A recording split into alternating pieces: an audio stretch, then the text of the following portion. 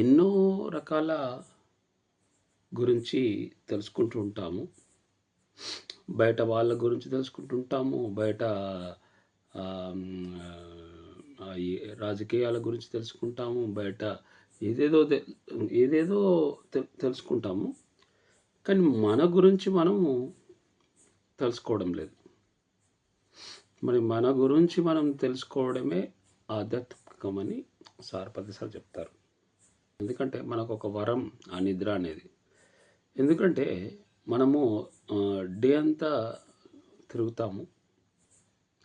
తిరిగి మరి అలసిపోయి ఆ నిద్ర వచ్చినప్పుడు ఆ నిద్రలో మనకు మరి ఏం జరుగుతుంది అనేది తెలుసుకోవడం కూడా చాలా ఇంపార్టెంట్ అనేది సార్ చెప్పే విషయం. నిజంగా కూడా సార్ చెప్పే విషయంలో ఏంటంటే మరి ఆ నిద్రలో ఏం జరుగుతుంది, మనకు ఆ నిద్రలో వెళ్ళినప్పుడు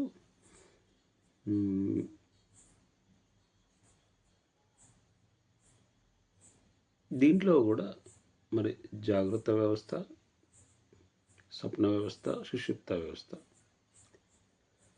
అంటే జాగ్రత్త వ్యవస్థ అంటే మన కళ్ళతో చూసేది దాన్ని నిద్ర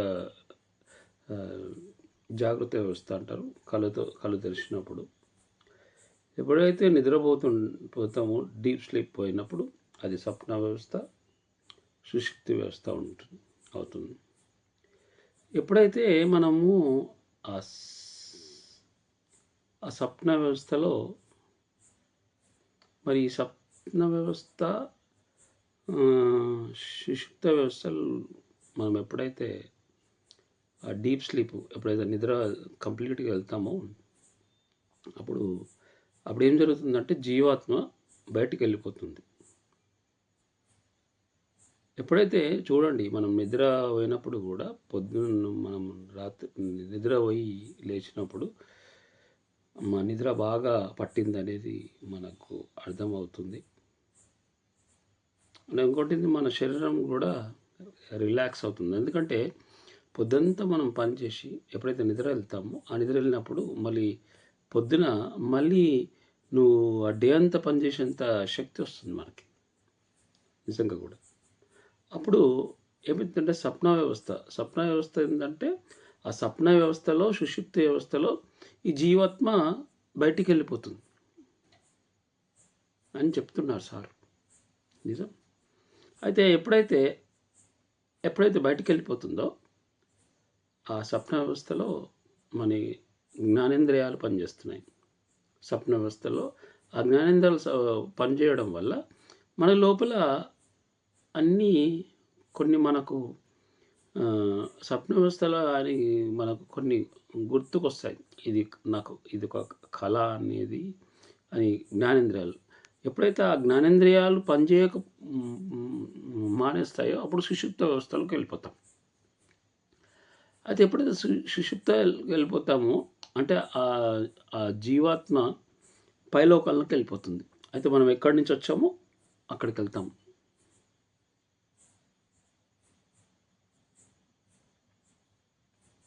అప్పుడు ఏం జరుగుతుంది అంటే ఎప్పుడైతే ఈ జీవాత్మ బయటికి వెళ్ళిపోతుందో అప్పుడు ప్రకృతి ఈ శరీరాన్ని మళ్ళీ సెట్ చేసుకుంటుంది. మరి ఎప్పుడైతే మళ్ళీ ఆ జీవాత్మ మన లోపలికి రావడం వల్ల మనకి ఈ జీవాత్మ లోపల మనము ఈ శరీరంలోకి వచ్చినప్పుడు ఈ అనవసరమైన మాటల వల్ల, అనవసరమైన పనుల వల్ల, మనం అనవసరమైన ఆలోచనల వల్ల మనం ఇంకోటి తినే ఫుడ్ వల్ల మన శరీరాన్ని ఏం చేసుకుంటున్నామంటే ఆ శరీరాన్ని క్షీణించి దాన్ని చేయడం వల్ల ఏమవుతుందంటే మనకు ఈ రోగాలు కావచ్చు, ఆ శరీరం నుంచి వచ్చే బాధ కావచ్చు. మరి ఇప్పుడైతే ఏమవుతుందంటే మన లోపల ఈ శరీరంతో మనం మాట్లాడే మాటల వల్ల, మనకు ఇంకోటి కోపాల వల్ల, ఇంకోటి ఆ ద్వేషాల వల్ల, దానివల్ల ఏమవుతుందంటే శరీరం కూలిపోతుంది. అని చెప్పే విషయం సారు. అయితే మళ్ళీ రోజు మరి చూడండి, మరి డే అంతా మనం తిరుగుతూ ఉండి మళ్ళీ ఎప్పుడైతే ఈ ప్రకృతి ఏం చేస్తుందంటే మనని ఏం చేస్తుందంటే జీవాత్మని బయటికి పంపించేసి ఆ ప్రకృతి మన ఈ శరీరాన్ని సెట్ చేసుకొని ఈ శరీరానికి శక్తి పెంచుతుంది. మళ్ళీ జీవాత్మ రాగానే మళ్ళీ మనము అనవసరమైన ఆలోచనలతోటి మనం అనవసరంగా మళ్ళా పనికిరానివన్నిటిని పట్టుకొని మనం క్షీణించేస్తున్నాం. దాంట్లో అనవసరమైన ఏవో డ్రింకులను దాగి, సిగరెట్లు దాగి, అది దాగి, ఇది దాగి మనం దాన్ని చేయడం వల్ల మళ్ళీ ప్రకృతి అలా రోజు జరుగుతూనే ఉంటుంది. లేకపోతే మరి అలా జరగకపోతే మరి ఈ నిద్రావస్థలో జీవాత్మ ఎప్పుడైతే పోవడం, ఆ జీవాత్మ ఎప్పుడైతే పోతుందో ఈ ప్రకృతి ఏమేస్తుందంటే ఈ ప్రకృతిని సెట్ చేసుకోవడం వల్ల మనకు ఒక మంచి శక్తిని ఇస్తుంది. ఎందుకంటే ఈ ప్రకృతికి ఈ బిడ్డ మనకు ఈ ప్రకృతి మనం పంచభూతాలతో తయారైనది. ఈ శరీరాన్ని ఎప్పుడూ అది చేస్తూ ఉంటుంది. అలాగే మరి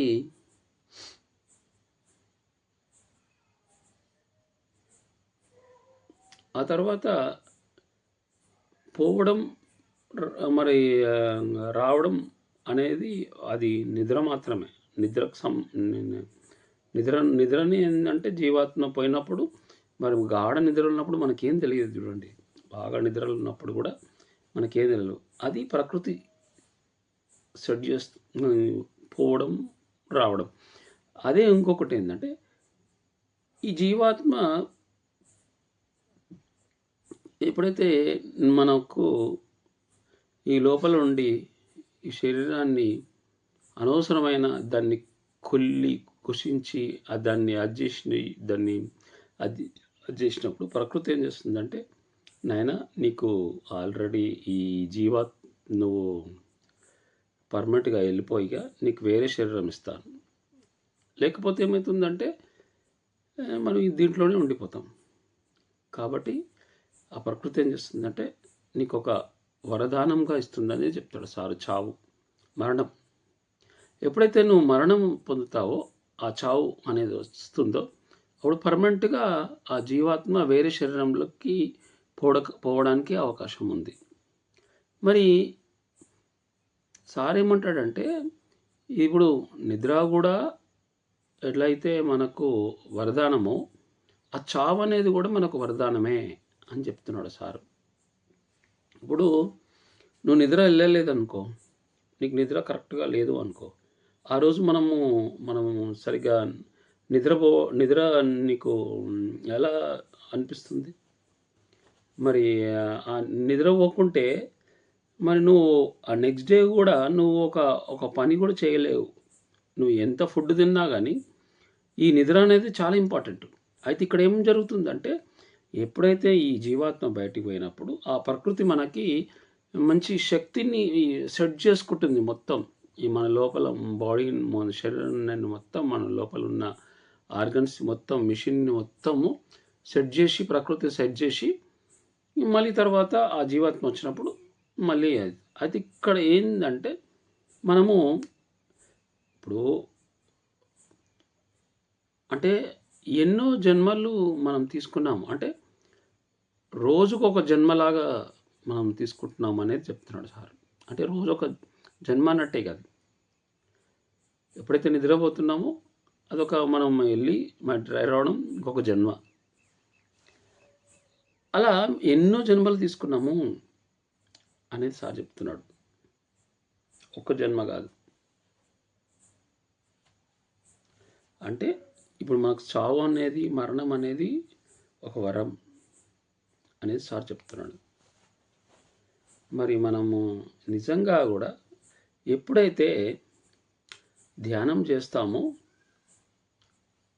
ఇవన్నీ అర్థమవుతుంది. అదే ధ్యానం చేయని వారికి ఆ నిద్ర అంటే ఏందో తెలియదు, చావు అంటే ఏదో తెలియదు, ఆ ధ్యానం అంటే ఏదో తెలియదు. మరి నిద్ర, చావు, ధ్యానం ఈ 3 ఒకటే అని చెప్పేది సార్ చెప్పే విధానం. నిద్ర, చావు, ధ్యానం. నిద్రలో ఈ జీవాత్మ వెళ్ళిపోతుంది. మరి చావు అంటే ఏంటంటే ఈ జీవాత్మ పోయిన తర్వాత మళ్ళీ ఈ శరీరంలోకి రాదు. అదే ధ్యానం చేసినప్పుడు మనకు సుషుప్తి వ్యవస్థలో ఉంటాము, స్వప్న వ్యవస్థలో ఉంటాము. ఓసారి ఎరకతోటి జాగృత సుషుప్త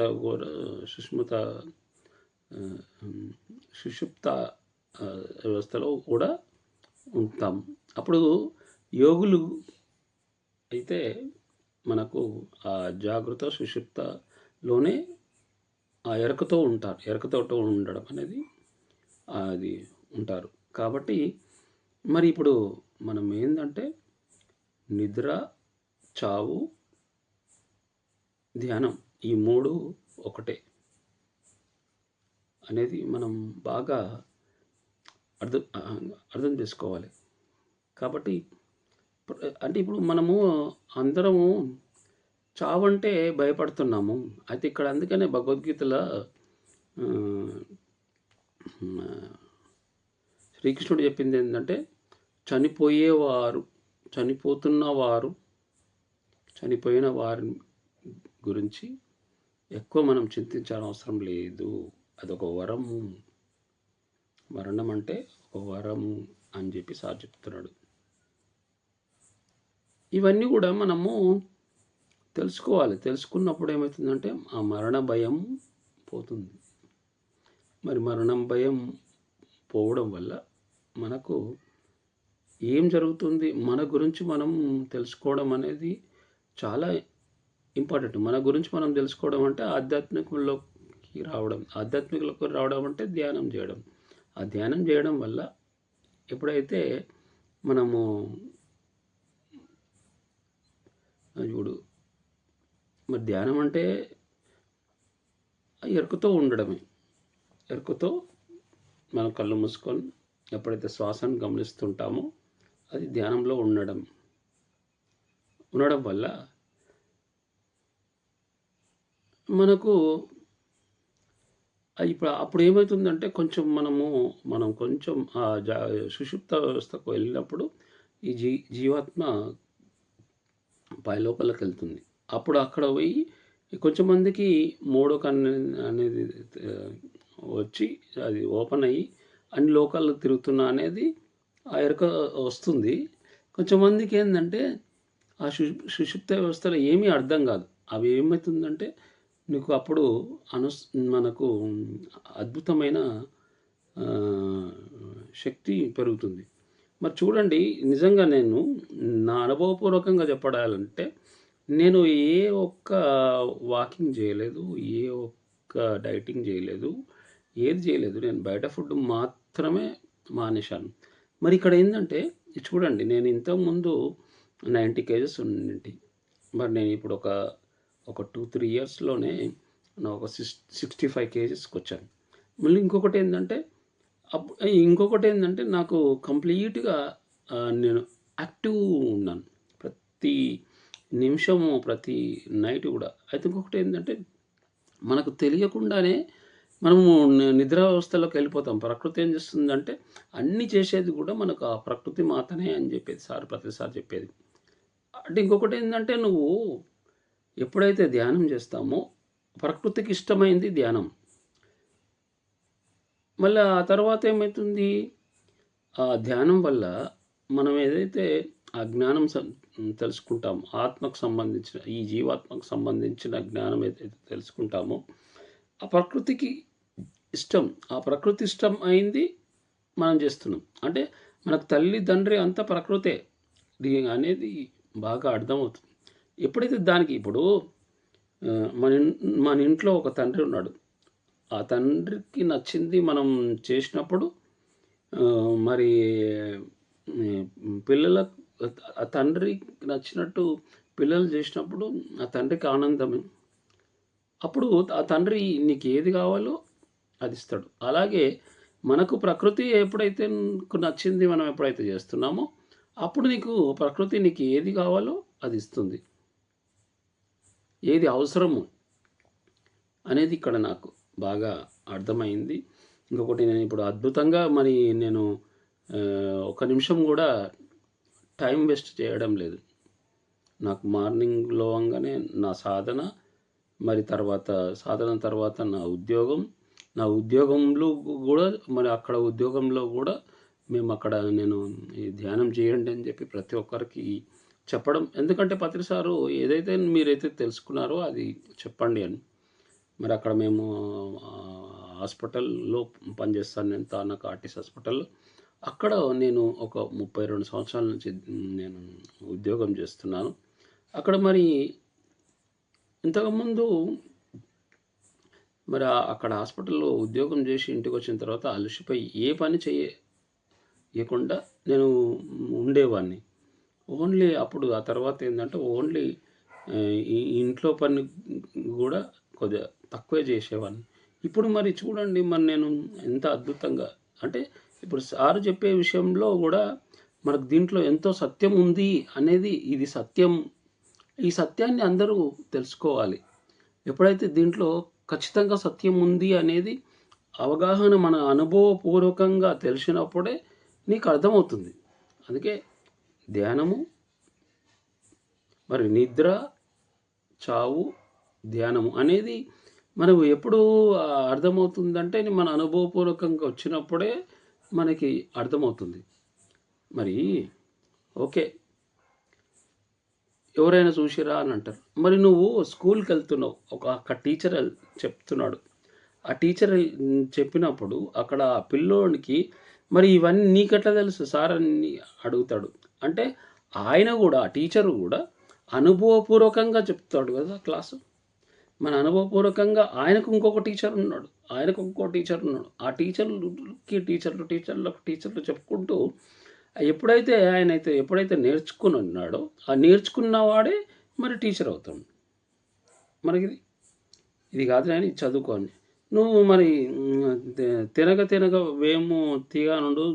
మరి నువ్వు ఏదైతే రాస్తున్నావో వాళ్ళు రాయడం వల్ల మనకు లోపల వస్తుందా లేదా అనుభవపూర్వక ఏదైనా కానీ. నువ్వు చదువుకోవడానికి పోకముందే నీకు ఇంట్లో చదువు వస్తుందా? మరి నువ్వు అక్కడ వెళ్ళి నువ్వు చదువుకొని నువ్వు అక్కడ ఎగ్జామ్ రాసి నువ్వు పాస్ అయితేనే నీకు ఒక సర్టిఫికెట్ వస్తుంది. ఇక్కడ కూడా మనకు ఆ ధ్యానం అనేది ఎప్పుడైతే ఆధ్యాత్మికంలోకి వచ్చిస్తేనే నువ్వు కంటికి కనిపించేది కాకుండా కంటికి కనిపించే దాని గురించి కూడా దాని మీద గమనించుకుంటూ గురువులు చెప్పే ఆ జ్ఞానాన్ని ఎప్పుడైతే మనము దాన్ని గమనించి నువ్వు నిజంగా కరెక్ట్గా మన అనుభవపూర్వకంగా నిజంగా నువ్వు ఎప్పుడైతే నమ్ముతావో అది నీకు ఖచ్చితంగా అర్థమయ్యి మన లోపల నుంచి అది అర్థమవుతుంది అనేది నాకు అర్థమైంది.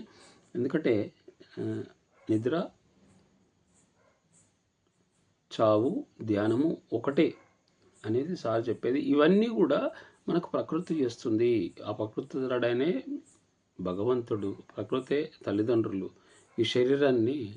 మరి అందుకనే సార్ ఏం చెప్తాడంటే మనం ఎన్నో జన్మలు తీసుకున్నాము. ఆ ఎన్నో జన్మలు నా అనుభవపూర్వకంగా చెప్తుంది ఏంటంటే మరి నేను ఒక ధ్యానం ఒకటే చేశాను, వేరేది ఏది చేయలేదు. మరి సార్ చెప్పిన దానికి మనం దీనికి 2 టాలీ అయినాయా లేదా? మరి నేను అందుకని మరి ఇప్పుడు నేను ఎక్కడికి వెళ్ళాలన్నా కానీ అద్భుతంగా క్లాస్ చెప్పడం, మరి నేను ఎక్కడికైనా వెళ్ళి మరి అక్కడ నేను వాళ్ళకి మీరు ధ్యానం చేయండి. ఆ ధ్యానం ఇంకొకటి ఏంటంటే మనకు అద్భుతమైన ఆనందం వస్తుంది. మరి ఆనందం ఎక్కడుంది? మన లోపలనే ఉంది, బయట ఏం లేదు, మన లోపలనే ఉంది. మనం అద్భుతమైన ఆనందం అంటే అది ఎలా చెప్పగలుగుతాం? ఒక మామిడిపండు తిన్నాం అనుకోండి, అది ఎంత తీయగా ఉందని ఎలా చెప్పడానికి నాకు అవుతుంది? అది తినేవారికే అర్థమవుతుంది, స్వీట్ తినేవారికే అర్థమవుతుంది. స్వీట్ చుట్టూ తిరగడం కాదు, స్వీట్ లోపలికి వెళ్ళి నువ్వు స్వీట్ తింటేనే నీకు అర్థమవుతుంది. కానీ నువ్వు స్వీట్ చుట్టూ రోజు వెళ్ళినా, పుల్లారెడ్డి స్వామి, సుదర్శన్ స్వీట్ రోజు అయినా తిన్నట్టు కాదు, లోపలికి వెళ్ళి ఆ స్వీట్ తింటేనే అర్థమవుతుంది. అలాగే ధ్యానంలో చేసిన తర్వాత ఆ ధ్యానం చేసి మన ఈ ధ్యానానికి సంబంధించిన ఆ జ్ఞానం సంపాదించుకొని ఆ జ్ఞానం అనేది తెలుసుకొని మన గురించి మనం అంటే మన లోపల మనము ఎవ్వరము ఆ జీవాత్మ అనేది మరి ఇప్పుడు నిద్ర అంటే మరి రావడం పోవడం మరి ఎప్పుడైతే పర్మనెంట్గా ఈ జీవాత్మ కంప్లీట్గా వెళ్ళిపోతుందో అప్పుడు అది చావు అంటున్నాం జీవాత్మని. మరి ప్రకృతి కూడా మనకు ఇంత అద్భుతమైన మరి ఇస్తుందంటే మనం ప్రకృతిని మనం భగవంతుడు అనేది తెలుసుకోవాలి, గురువులు చెప్పింది వినాలి. లేదు అంటే మీకు అర్థం కాకపోతే తెలుసుకోండి, దీంట్లో రూపాయి ఖర్చు ఏం లేదే. మన గురించి మనం తెలుసుకోవడం, మన గురించి మనం తెలుసుకోవడం. అందుకనే శ్వాస మీద ధ్యాస పెట్టండి. అద్భుతంగా కళ్ళు మూసుకోండి, శ్వాస మీద ధ్యాస పెట్టుకోండి. హాయిగా అద్భుతంగా మీరు ఇప్పుడు కళ్ళు మూసుకొని ఆలోచనలు వస్తున్నాయి. మరి ఆ ఆలోచనలు వచ్చినప్పుడు కొన్ని రోజులు ప్రాక్టీస్ చేయండి. కళ్ళు తెరవకండి. కళ్ళు తెరవకుండా ఎప్పుడైతే ఇంకొకటి ఏంటంటే నాకు డే అంతా వీలు కాదు, నైట్ చేసుకుంటాం కాబట్టి నైట్లో చేసుకోవడానికి ఎక్కువ ధ్యాన నిద్ర అవుతుంది అది అని సార్ చెప్తారు. కాబట్టి ఆ ధ్యాన నిద్ర చేయడం వల్ల నీకు గాఢ నిద్ర వస్తుంది. మరి ఆ గాఢ నిద్ర వచ్చినప్పుడు కూడా మనకు అద్భుతంగా పనిచేస్తుంది అనేది నాకు అర్థమవుతుంది. ఓకే, నీకు మళ్ళీ నేను ఓకే, థ్యాంక్ యూ.